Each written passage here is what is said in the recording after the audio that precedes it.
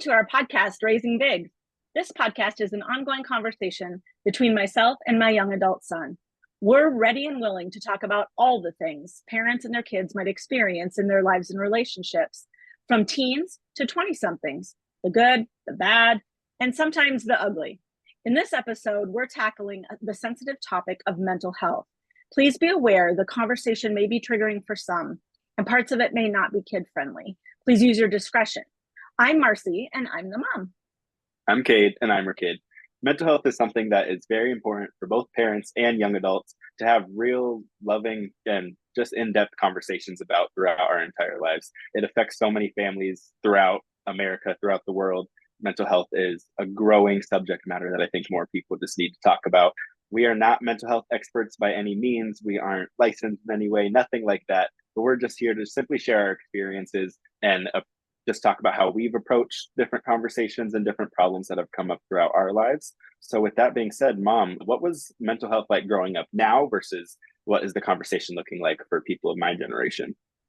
Right. So back in the 80s and 90s, you didn't hear much about mental health. It's not really something you talked about much. If someone you knew and loved, like for instance, when I was in high school and college, like if one of my friends was really having an issue, I would encourage them to talk to someone to get help. But I don't think there was much open discussion, which I see as being very different now. Like you guys have been very aware from a young age of what anxiety is, what depression is, what that looks like. Mm-hmm. And we just didn't talk about it. And so what would happen is somebody would be struggling, and you might know like they were failing out of school. You might know they were drinking too much. You might know that they never came out of their room. And so there were things you might know, but you didn't know how to address it. There wasn't as much information out there. And I think a lot of people suffered in silence, which I think has definitely taken a turn, because that's not what I've seen you guys experience amongst your peers. So tell me a little bit about what that's looked like for you. For sure. Like you said, I think that a lot of people my age, my generation, a little bit older, a little bit younger, mental health is just so much more of an open conversation. Like you were talking about, someone's like, oh, they're drinking too much. It was kind of just that back in the day, that it was left very surface level. And I think now people kind of look for more of the deeper issue of, oh, are they depressed? Are they anxious? Are they overwhelmed? Are they, whatever. So I think that it's just much more of an open conversation and people are more accepting of it. It's more just broadly talked about. I think even just from what I know about mental health back in your younger days, I obviously wasn't there, but I feel like it was all very just taboo, and it was just very, if someone maybe had anxiety or whatever, it's like, oh, they're just more reserved. They're not, not outgoing, when the problem was maybe they just get anxious around big groups of people or blah, blah, blah. So I think that it's taken a different, more open topic and people are more talking about it. I know like my friends growing up in high school, and now we talk about issues that we're having, whether we're anxious or stressed or whatever. So I think that's just much more of an open conversation. It's more prevalent now for sure.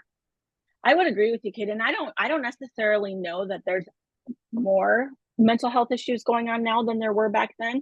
It's just that it's out in the open. It could be that there is more, but like you said, I think it's more acceptable to talk about now. I think it's easier for parents and children to talk about it. I think it's easier for parents to talk about their friends about it. It used to be very taboo. And if you were a parent, like the last thing you wanted to have to tell your friends is that you just checked your child into a mental hospital because they were having legitimate issues and you had tried medication. So I think, now I think people are much more accepting, and it's easier to have the support of the people around you when you can share those kinds of things that go on. Yeah. And we're talking today talking today about every level from, base level anxiety where, I have my PSAT test coming up and I'm anxious about it and I can't sleep and I can't eat and I've got butterflies in my tummy the day of the test, right? All the way from that to people who are dealing with full-blown, clinical depression, any kind of diagnoses. All of those things affect families. And again, we're not experts, so we're not going to get real into the heavy topics, but we're just talking more about the baseline things or how overarching in general you can deal with the topic of mental health in your family. So is there a stigma, do you think, still, Kate? There very much was when I was growing up, but a stigma among your peers if someone does have a diagnosis? I think there still is a stigma. I think it's definitely less. I think it's more accepted now. Kind of like you said, I don't think that there is necessarily more mental health problems going on now. or, more traumatic events happening. I think it's just that one, like, it's just more talked about. People are more open about it with social media. It's easier to see, if you were growing up and someone, failed at a school because they were depressed, you maybe only heard about it through the grapevine if you happen to talk to the right person about it, versus now, people might be talking about it on Snapchat or in their group chats or whatever. So I think that it just spreads a little more. I do think there is still a stigma. And I think that a lot of it, I think, stems from how you were raised, what community you're raised in. We as kids growing up, you were always very open about our emotions and how we felt, and what mental health problems looked like and how to work through them and all that stuff. So I think that I have had a little bit of a different experience. There's some people my age who still grew up in households where they didn't talk about mental health problems, because I think you were raised that way and you kind of chose to say, okay, I don't want to raise my kids in the same environment. And not even just with your parents, but in your demographic. Society. Yeah, in society, when you were born, it wasn't talked about. And I think that you saw how society was changing for me and my siblings, and said, okay, I'm ready to adapt with this. I'm ready to talk about it more. But I still have some friends whose parents didn't adapt to that and said, well, when I grew up, we didn't talk about if Jimmy down the street was depressed and wasn't showing up to school or blah, blah, blah.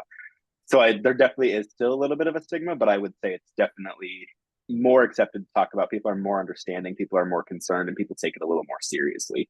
And I think health things in general were kept pretty hush hush back then, a generation like before me. And you just didn't talk about it. And now, like with my circles of friends, like if I'm struggling with something, whether it be mental health or physical health, right?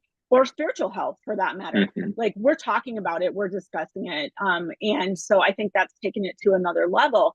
But with everything that's been going on in the world, I look at what's expected of you guys as kids versus what was expected of me when I was your age, and it is a very different world. I mean, our kids, subject for another podcast, but our kids are way overscheduled. They are exposed to so many more things, probably before it's developmentally appropriate, through social media, through the news, all of that kind of stuff. And that's a lot to handle.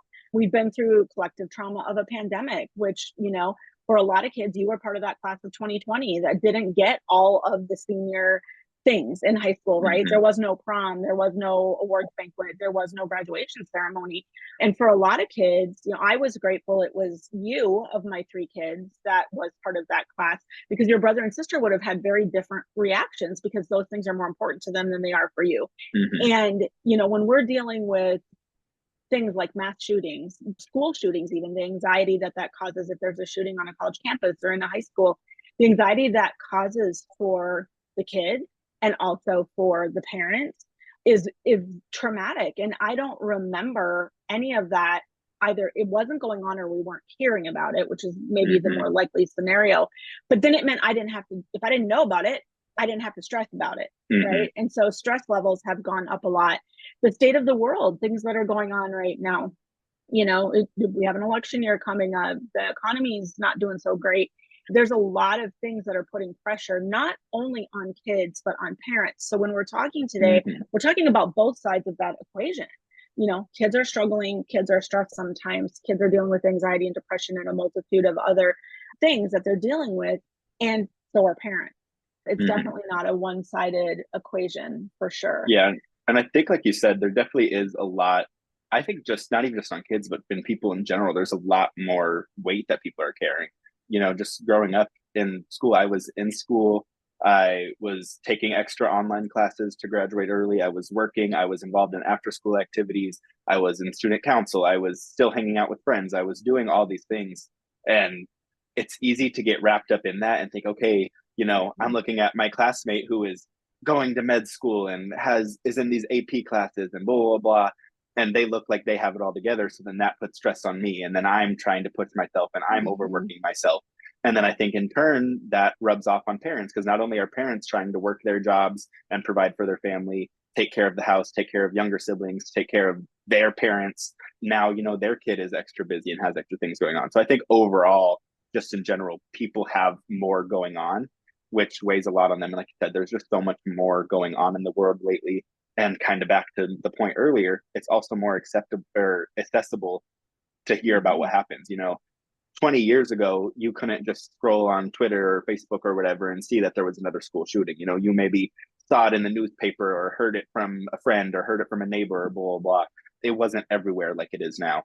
Same thing like you mentioned in election and all that stuff. It's everywhere now. It's on all social media. People are always talking about it. There's always debates going on about all of it. So I think it's just overall more talked about, which Mhm. then makes it seem like it's happening more. You know, there's always stress and stuff around election time every Mhm. year, but it seems so much worse because it's everywhere. It's There's everywhere. exactly. And that very kid that you were talking about that you're looking at, who's going to med school and seems to have it all together, like a lot of times those are the very kids who don't have it all together, but it looks like they do on the outside. So they're going through that same stressor. And as you guys, have kind of morphed through young adulthood, like when you're looking at, I'll use Instagram because I'm old and we'll do a whole nother podcast about social media. But if you look at Instagram, you're looking at a snapshot of someone's life, and it's a very curated feed of what their life looks like. And so I remember you guys when, like, for Sawyer, it was Jersey Shore. As he got a little older, for you guys, it was the Kardashians. For you and Kinsey, it was the Kardashians. And it's Mm-hmm. like when you're comparing your life to their life that you're seeing on social media, like we had a lot of really solid conversations around how that's not reality, right? Mm-hmm. That's not life. And there's kids consuming that stuff without the conversations accompanying it that keep it in check. And so Mm-hmm. I think there are mental health issues going on with our kids that are a direct result of the consumption, right, of that social media. And I know a lot of parents who have said to their kids, you know what, I think you need to take a break. I think you need to Mm-hmm. take a break from social media. We need to put the phone up. We need to do all of that. So it does affect our mental health. Again, we will talk about that all on another episode. But when we talk about kind of how we handled it in our house, Kate alluded to this a little bit, but it starts when they're little, right? So when my kids were little, taught them the names of the words for their feelings, right?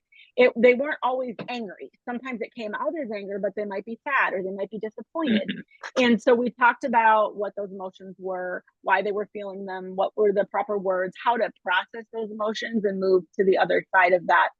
And so, Cade, because you lived in a household like that, how do you think it's affected you as a young adult?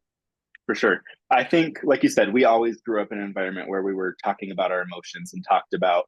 I think one thing that really kind of stuck with me from when we were raised is that your all of your feelings are valid, but your actions from those feelings aren't necessarily valid. So I think that that has always kind of helped me in in middle school and high school in my young adulthood to really learn to understand my emotions, fully process them, and then act on them. And it's been able to help me help my friends and other people in my life work through them too. Because like you said, it might be coming out as anger, but you might really be disappointed, or you might there's always kind of you have something called like the feeling wheel or something like Yep. that. um, where it like it shows there's anger, but then there's like four different subsections of anger, and then each one of those subsections has another one. And I think that things like that really help you understand your true feelings. And like I said, being able to talk to my friends and say, okay, you know, this is how you're feeling, blah, blah, blah. This is how I think you should handle it. These are, how are you thinking of handling it? Being able to have that level of emotional maturity just kind of Mhm. built into me. I never really thought of it as, oh, I need to sit and process my feelings and blah, blah, blah. It was kind of just growing up what I did. Mhm. So I think that that's been really beneficial in that way to then help me when I do get to hard points in high school, in college, now that I'm out of college. I've already kind of built up those habits and I've already had those experiences. And that's something that, parents with young kids can implement now. But it's Mhm. also something that as a young adult or as a parent with older kids, you have to realize like, okay, we didn't have those conversations when we were younger, but that doesn't mean that you just give up on the topic and say, okay, well, I missed having that Right. as a kid. So I'm just going to be an adult who doesn't know how to process my emotions and isn't Yeah. emotionally available. I think that it's okay to recognize that and say, okay, now I need to put in a conscious effort to work on. Yeah, and I think you bring up a really good point that, emotional maturity and emotional availability, for people who were brought up in homes that maybe didn't have those conversations, or in homes that were, most people would classify as dysfunctional, right? They feel like they're entering adulthood and they're coming at it sometimes with a victim mindset of, well, I didn't get that growing up. Well, guess what? You're now an adult, and whose responsibility is it now to fix that broken Mm-hmm, part, right? Or that part that you didn't get, that missing piece, to go mm-hmm, back and try to learn those things, right? Because otherwise you can spend the rest of your adulthood in that victim mindset and you're not broken, right? A Hmm. lot of people think, oh well, I grew up in a household where there was a divorce. Well, so did Kate. But there's definitely ways that I think you can take charge of relearning, reparenting yourself, for lack of a better Hmm. word, and spending some time on that personal development piece that helps you truly be in touch with your emotions. Because a lot of times, especially with anxiety and with depression, it's like if we don't accurately know how to process our emotions, that can get really, really heavy. And Hmm. yes, things like clinical depression, right? We're dealing with chemical imbalances and things like that going on. But sometimes there's a line, right? Like you might just be dealing with run of the mill anxiety and a brief period of depression because Hmm. it's circumstantial, right? To what you're going through. But if it's gone on for more than a couple of weeks, you're probably looking at a bigger issue. So, parents checking in with their kids checking in with their parents, I think is really important. That's something we did. And so Hmm. if I saw any kind of behavior in my kids that was different than what I would normally see, I was looking at it from not only are they sick? Do they feel okay? Do they have a fever? What's going on internally? What's going Uh-huh. on with them? You know, everybody reacts differently. So, I am more of an introvert, so I might get really quiet. And my family knows if I'm not talking, I'm It's probably a upset problem. about something. Uh, And so they know to come ask, hey, is there uh-huh. something wrong? And it's not that I'm necessarily mad about them. It just might be that I need some space, or it just might Yeah. be that I'm, really processing something heavy. And it means a lot when someone comes to check in with you and your family Hmm. because they notice that something is off with you.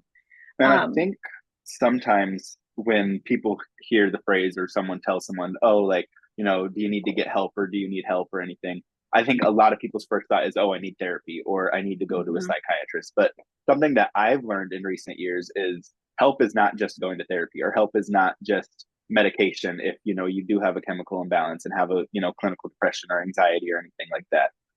Help can look like therapy, help can look like medication, help can look like talking to your family and friends about it. Help can look like taking a walk and just enjoying nature and unplugging for a second. Um, Help can look like you said, taking just a second to yourself and going to your room or going on a car ride or mhm, listening to your favorite song or eating your favorite meal. I think sometimes, like I said, people's just first instinct of help goes to, oh, I need therapy. And mhm, although I do think therapy is beneficial, I don't think that that's a solution for everything. If you are getting really anxious about a test you have coming up, therapy might not be the help you need.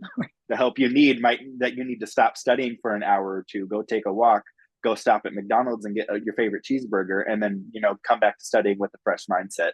So I think that's one thing that's super important is just help looks different for everyone and it's different for mhm. every situation.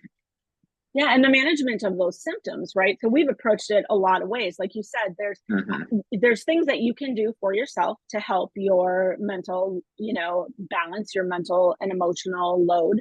I just did a 2-hour talk last night with a group of women on self care and what that looks like. And it's not what self care was when my mom was an adult, right? And it is the simple things like, when I'm taking the puppy out in the morning and I'm standing in the grass barefoot, just connecting with the earth, letting the sun touch my skin, and that sets my head right for the day, right? And so there's a lot of things you can do to help kind of regulate your nervous system. But again, there comes a point where if those things aren't working, then yes, there are other things available to you. Hmm. We've used supplements in our family and essential oils in our family to kind of help with some of those things that cropped up that were situational. And it was like, hey, if I can help you alleviate your symptoms, you're overwhelmed, you're overloaded, are you taking your vitamin D? Are you taking your SAM supplement? Are you making sure that you're getting sunshine every day? A lot of those, drinking your water, some of Hmm. those things, I consider those management of mental Hmm. health symptoms, right? Your body's screaming at you and you need to do something to help take care of it. So I think we've also done a good job of sharing information. Like if we know the other one is going through something, and I Hmm. see an Instagram meme or I see a TikTok or something that relates or that might make you laugh about the situation or give you perspective or insight, we always try to share those things Hmm. back and forth. And it makes me feel seen when I'm struggling with something and you send me something like that. So just the knowing that someone else in your family sees you and Hmm. hears you and sympathizes and understands is really important. And I think that's the important part of having those open conversations with your family and friends, especially between parents and kids, because it's not just a one conversation thing. If I say, oh, I'm feeling stressed about school, blah blah blah, we might talk about it in that moment, but I feel like you always do a good job of checking in and saying, oh, like, are you feeling ready for your test that you were stressed about last week, or how did your test go that you were stressed about, or things like that. So I think that, like you said, just sharing information that you see and having open conversations about it is just overall beneficial for everyone. And I think that that's something that parents need to know about young adults with their mental health, especially in today's world, is just sometimes it's just a conversation, and there's so much going on for young adults, especially people in my age. We've had to become a young adult in COVID. We're living our first years, out of the house in a very economically crazy time with inflation and everything like that. So I think that there is just a lot going on for young adults right now. And so I think something that parents just need to know about mental health issues is that, like, I think it's a spectrum, and most people have some sort of mental health issue, whether it's just they're slightly, anxious about something one day, or a big project at work or whatever. I think sometimes people think, oh, like, I only have a mental health issue if I have clinical depression, or if I, just having crazy things like that happen. But just, it doesn't diminish your mental health problems depending on how big or small they are.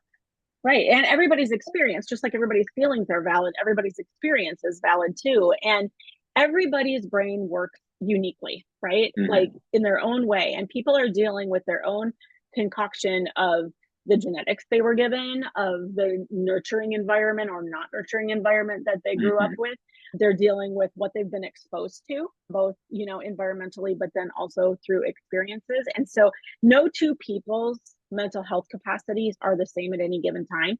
And some people who are moving through life finding out as adults that they have ADHD, or some of those things that were not available to us as diagnoses to get us the help and the additional support we needed as young kids, right, and young adults, that you guys have available to you. So some of us are navigating that even now, and so it's really important to know when to get help, and when you're just dealing with everyday normal, hey, I'm stressed, like that's maybe not something that you need to take big action on, but there's things you can do, and especially with the help of your family, to bring that down. That being said, if you think you need professional help, be willing to ask for it.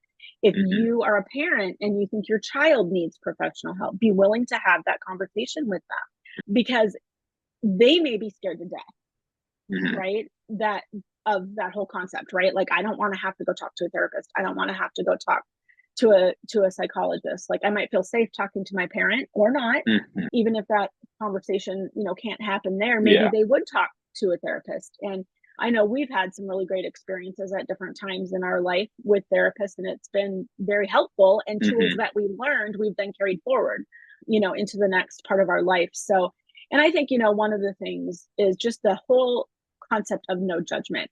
If someone feels they're going to come to you and they're going to share, let's say it's a child coming to a parent, and they're going to share something that they're really struggling with, and they're going to get judgment out of you, like, that's not appropriate. It's not healthy. And, you really need to give them the benefit of the doubt and be willing to sit and actually listen without trying to formulate your own response. Like, actually listen to what they're telling you and believe them, and then act appropriately going forward, because that's a scary thing. And if someone feels they're going to be judged, they're probably not going to ask for the help they need, or come to you and ask for additional support, whether that's just a listening ear, or, hey mom, I need a hug. That's happened millions of times in our house, right? Or, hey Kate, I need a hug. And sometimes we don't even have to ask. You just, like, look at me and And I think that with the judgment thing, that is something that I think is really crucial, just because mental health is such a sensitive topic. I mean, from speaking from my own experiences, I think one little ounce of judgment, or if I come to you with, I'm trying to trust you and have this conversation with you in confidence, and you go out and tell other people, or, like you said, you diminish my feelings or what's going on in my life, or try to downplay it or judge me for it. I think that mental health is kind of those, like, you get one chance to mess it up and it's done. Mhm. If I come to you and you say, oh no, like, it's not that, you shouldn't be that stressed about it, blah blah blah, for a lot of people that's going to say, okay, well then you're not going to be the person I'm going to come talk to, Yeah. because even though it only happened once, I felt judged in that moment. So I think that that's something that is just really, really important. Yeah, I think being dismissed, right, or not listened to, like, or invalidated is one of the worst things you can do for someone who's Uh-huh. having a mental health issue of any kind, minor all the way to major. So, is there anything, Kate, that we haven't already talked about that you think parents need to know about mental health issues with young adults today? I just think I think a big thing that parents need to know is that, especially for parents and kids that are in our age range, is that life and the topic of mental health just look so much more different. Like I kind of said earlier, just because, you might have grown up in a household or in a generation or in a society where mental health wasn't talked about, doesn't mean that that's the case now. And so I think that parents almost kind of, for the most part, can come at it from a perspective of, you are learning too. Even though I'm your kid and I'm younger than you, and you maybe have dealt with these mental health issues before, or you've had friends who have, or you've experienced it in any way, I still come from a generation where in society we talked about it more. So I might be able to offer insight that you don't think about, or Mhm. I might be able to express my feelings in a way that you've never thought to. So I think that that's something that parents should be open about with their young adults, is being open to just accepting that life looks different now, and Mhm. how mental health is talked about and what it looks like. I mean, I even think there's been times where we've had conversations and you've suggested a way to handle something, and I'm just like, oh no, like, that's not the way that we handle that anymore. And then that turns into a bigger conversation of, oh well, how have you seen your friends handle it, or blah blah blah. So I think that that is something that parents should be conscious of, is just knowing that it's a completely different environment. There's different stressors. You never had to deal with, people in high school talking about you on social media and what that looks like. Mhm. There's different scenarios with social media, with just everything, that makes lives completely different. So I think that's something Mhm. that's really important for parents to keep in mind.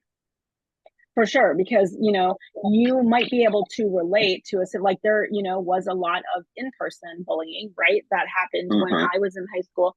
But even that was not talked about to the extent that it's talked about now. Mm-hmm. And so it is important for parents to also look at their kids as a resource and realize that your way of handling things, like Kate said, may not be relevant to the way that things are being handled now. So be open to learning Mm-hmm. on both sides of the equation. So For sure. one of the things that I think kids really need to know about parents' mental health in this day and age is that just like some of you guys are struggling, your parents are struggling too.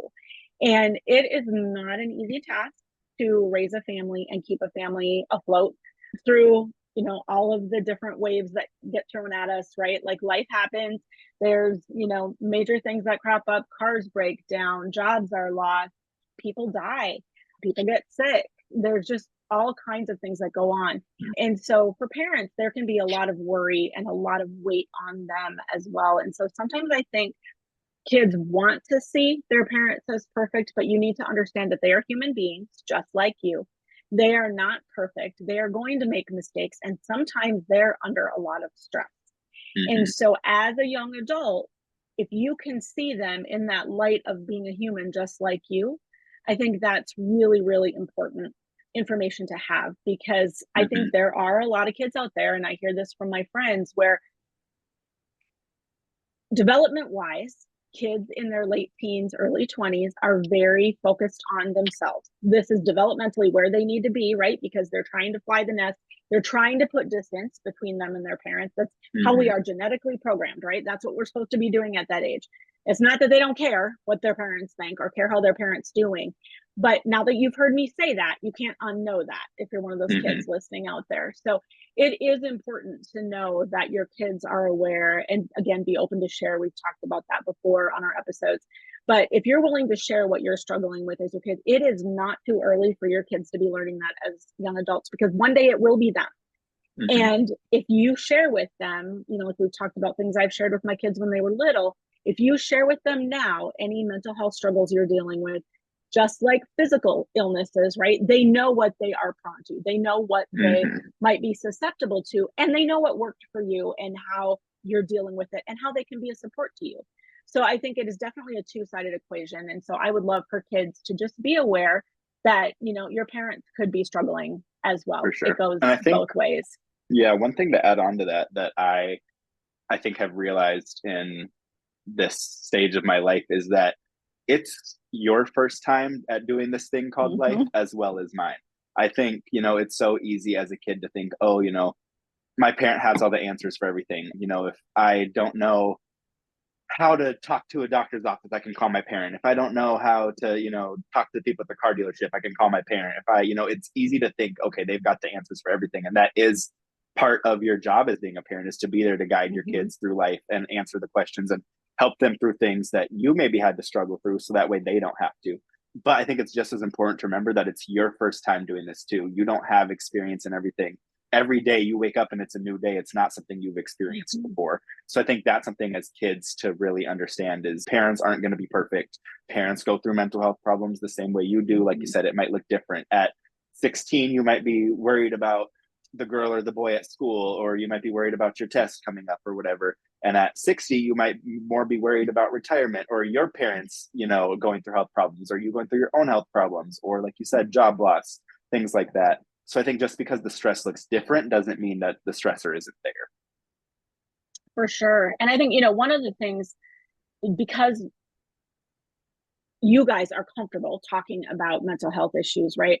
A lot of times, if you had friends who were dealing with mental health issues, right, they knew that our house was a safe place to Mm-hmm. express that. And they maybe didn't have that at home. And I've always, whether it's your friends, my friends, family members, whoever it is, like I've always wanted them to know that our house was a safe place.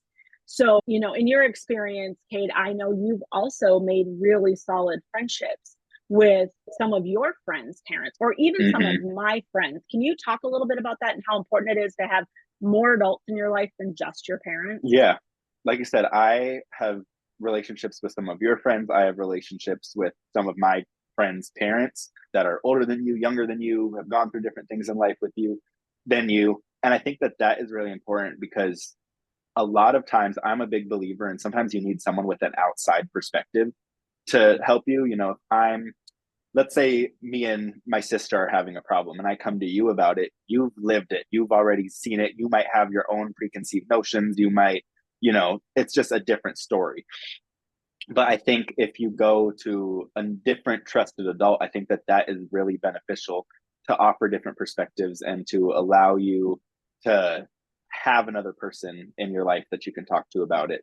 Same way, if, let's say maybe you and I are having an issue, I can go and talk to one of my friends' Mhm. parents about it and say, oh, like me and my parent are having this issue, whatever it is. So I think that just having those relationships as a young adult with your parents' friends. I know if I needed some of your friends, there's several that I could call on. Mhm. Some of your friends, when I go back to Minnesota, I go and visit without you. Like, I think that it's important to have those relationships. And I know, like, speaking from my friends, like you said, our house was always a safe space. A lot of my friends loved to come over to our house. I remember Sawyer and Kinsey's friends would always come over. It was always a very welcoming environment. And I think I like a lot of my friends had a perspective where they weren't afraid of you, or they weren't, Mhm. anything like that. Going over to their house, a lot of times it was, oh, you say hi to the parents when you're in the kitchen, and then you run downstairs and and you do your own thing as the kids. But I think, I've had friends that have come over for family dinner and just hung out, and we talked, and we, sat in the living room after dinner or whatever. And that's been a very open thing. My best friend, if she is going through something, she'll text me and say, ask your mom what she thinks I should do.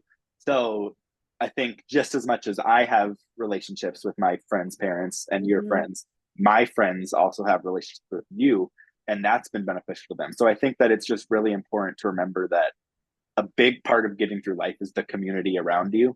For And sure. that's not just your parents, that's not just your friends. I think that you can build it. One of my best friends from high school, I still text their parents all the time and just check in Mhm. and talk.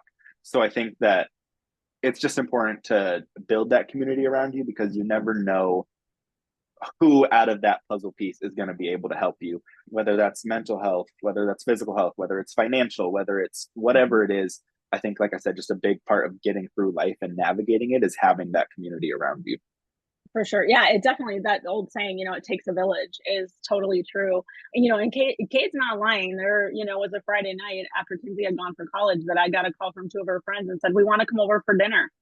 And Kinsey was nowhere to be seen. She was off at college. So, but that always made me feel good that they trusted me enough to want to come and spend time. And I'm invested in their outcomes still, as young adults. So yeah, that sense of community is really, really important. And so yeah, it was Mhm. always a concept of, it's not just my kids. Like, you guys are not the only ones I'm concerned about. I'm concerned also about your friends and about my Mhm. friends' kids, right? Like, we try to be there for each other. And again, from the child side, like, it's not just my parents. Like, I have other parents to, relate to.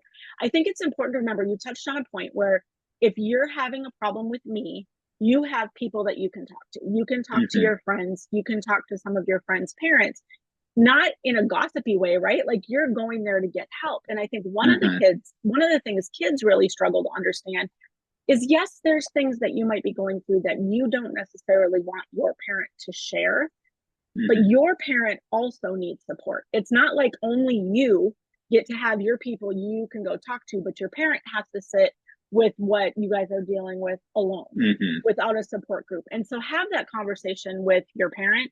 I know I've got a couple of friends that if you were going through something, you would be comfortable with me going to those Mhm. people as my support, because those people are also not judgmental, and they're invested in your outcomes, and they would Mhm. want what's best for you, and they also love and want to support your mother. So I think, to remind kids that it's like, yes, you don't want your parent going out, and gossiping amongst their large group of friends that here's what Kate's going through. Oh my gosh, you're never going to Mhm. guess what my child did, blah blah blah. Like, you're not going to do that. And if Mhm. you happen to be a kid listening and your parent is one of those parents that would go do that, then seek out one of those other adults in your life that you can Yeah. trust. And sometimes that looks like maybe an older coworker at work. I know Kate's got a whole litter of, friends that are older than Mhm. him that he can really ask for life advice. It could be an aunt, it could be an older cousin, it could be a Mhm. neighbor. There's a lot of people that you could go to. So Yeah. keeping in mind that your parents need that support too. If your family's going through something heavy or one member of the family is struggling, your parents need their friends too. And And like so you said, be I think it's a open to that. yeah, like you said, I think it's a difference between gossiping and, it's not fair to, if I'm having a really big problem, to just come and throw it on you and then expect you to just deal with it by yourself. And, if I tell you something really big and you just have to sit with it, that's not fair to you. So I think, like you said, it's just important to know the difference between coming at it from a gossiping perspective and a help Mhm. perspective. And again, it goes into, if I'm having a problem, you might not have the answer. But if you're going to one of your friends and saying, "Hey, Kate's going through this, blah, blah, blah," again, as long as it's not in a gossiping way, they might be able to Right. say, "Oh, my kid went through that," or "I went through that," or blah, blah, blah, and be able to offer some guidance. So again, it just goes Mhm. back to that community of, it might not be your parent that could help you. It might be the aunt that you talk to, or it might be your friend's parent or whatever. But it's also good to establish that. There's been times where I've come to you and I've said, "Hey, mom, can you not tell anyone about this? This is what's going on, blah, blah, blah." So I think it's just important when you're having those conversations to talk Mhm. about kind of what your expectations are. Don't assume that they're going to keep it to Mhm. themselves, but also don't assume that they're going to go and tell everyone. Um, so I think that's really important to have set Yeah. those boundaries within the conversation. And sometimes there's safer people to tell, right? Like, I wouldn't, when you guys were in high school, like, if you were dealing with something, I was not going to go to your best friend's mom and discuss what you were dealing with, because if Uh-huh. you wanted that friend to know, that's your story to tell, Mhm. right? To them. And so, but I might choose to call one of my friends that lives away, or one of my friends that we knew when you were younger that is not part of your daily circle. So there's absolutely zero chance that any of your friends are going to get retold that story or overhear their parent having a Mhm. conversation. So just being careful who it's being shared with. And these are not issues that you solve in one conversation, so it's multiple conversations over time, and that continuing support and that continuing circle back to make sure that, until things are really solved and on a Mhm. more level playing field, that you are still doing those check ins. And so just because something doesn't come up again doesn't mean it's gone away. So a lot of times people will express something once, even especially if it's a mental health issue, and they'll think it's still on your radar screen and you might still be struggling with it, but not mention it again. But it's my job as your parent to circle back and be like, hey, that thing we talked about 2 weeks ago, how are you feeling about that right now? Is there anything I can do, to help? And accepting your answer. If you say no, there's nothing you can do to help. Just be here and listen, right? Yeah. And if you're approaching it from giving each other grace and approaching it from a place of love, like, you can't go wrong with that, and being able to remember that a lot of times, kids and parents, sometimes there's blow ups, right? Sometimes there's disagreements and fights, and trying to not take things personally, because parents, like Kate said, are figuring this out for the first time, just like kids are. And the emotions get high sometimes, the stakes seem kind of high sometimes, but know that those blow ups might not even be about the issue at hand. The person that you are in conflict with may be dealing with something else that's just coming out in that way. So yeah. And I think with, like, on the topics of blow ups, I think it's important to really just approach topics and not wait to talk about them, and not wait to get till it gets to that blow up point. Obviously they're going to happen, tensions are going to build up, not everyone, depending on the severity of the issue, and we're humans, we don't handle things perfectly. We can always kind of look back and say, okay, maybe I should have talked about that before it became a big problem. But I think that to kind of prevent that, it's important to just approach things right away. And even if it's not a blow up, if you're maybe starting to feel a little bit sad and you're like, okay, I've been sad for a week or two, blah, blah, blah, have a conversation before it turns into an extreme depressive episode. Or if you're stressed about life or work or school or whatever it is, have those conversations when they're first coming up, and don't wait for it to build up and become a bigger issue than it needs to be. Yeah, for sure. And, it can get you into a danger zone. If you are, on like low alert and you think there might be something going on with your kid, or you think there might be something going on with your parent, and you just let it simmer, and then you're getting more and more concerned, increasingly concerned. And you don't want to wait until it's too late and you're in a danger zone that then becomes a much more serious problem to deal with. And so Kate's right, approach it and don't wait, for sure. So don't let things simmer that might turn into blow ups, but also if you think something's going on, ask. And if you have not grown up in or created a family where that can happen, it is not too late to learn how to change that in your family dynamic, for sure. And a lot of times that takes going to reassess that dynamic and to get things square to where you can be at a healthier place. So it's all done from respect and boundaries. Like, again, we've talked about, they are an adult. Your child is now an adult. And so you have to respect their decisions. You need to respect their boundaries. If there's something that they really don't want to discuss with you, or they're not wanting your help, your version of help, which maybe isn't really helpful to them. That happens a lot with parents. They think they're helping and it's their honest try, but it's not what their adult child really needs. So it's honoring those boundaries. If they say, no, mom, I don't want you to do that, or no, dad, I don't need your help with that, you need to honor that, with the exception of if you think there is something life threatening going on with your child, just like we said about anything physical health, then you want to do your due diligence and make sure to encourage them to actually get that higher level help that they're needing. So because they're over 18 and it is technically, mental health issues are health issues, and it is theirs to solve. You can be there to support and love them, but it truly is that adult, even though they're your baby always, right? It's that adult thing that they need to take care of. So and I think you can be a supporting character, but they're the main character. For sure. Like you said, you're there to support, you're there to love them, you're there to encourage them, have those conversations. But at the end of the day, whether it's the child or the parent or a friend or whoever it is their life and their choices. And, you might suggest something and they handle it a completely different way. And that's fine. Like you said, as long as, nothing extreme is going on, there aren't any major concerns. I think that it's important to just show love, show support in the ways that you can. And another thing with those conversations, sometimes it's beneficial to ask what the person needs from the conversation. Sometimes I'll tell you, mom, I don't really want a solution to this problem, but I just need to talk to you about what's going on at work or with my friend or whatever. So I think that that's something that's important too. People don't always want a solution. Sometimes you just want a listening ear, or sometimes you do want a solution. or sometimes you're looking for advice, or, it just depends on the situation. But yeah, I just think it's important to show love, show support in the ways that you can, and just really understand that we're all just trying to get through it together. But I mean, is there anything else you would like to add about parents and young adults and navigating the mental health area? Yeah, I think definitely to not take offense if you're the parent and you take offense to, you gave your child advice and they take a different path. It's not about you, right? It's about them doing what they feel is right for their life. So it can create barriers real quickly when parents think they know all the answers and then get angry with their child for not doing things the way they said.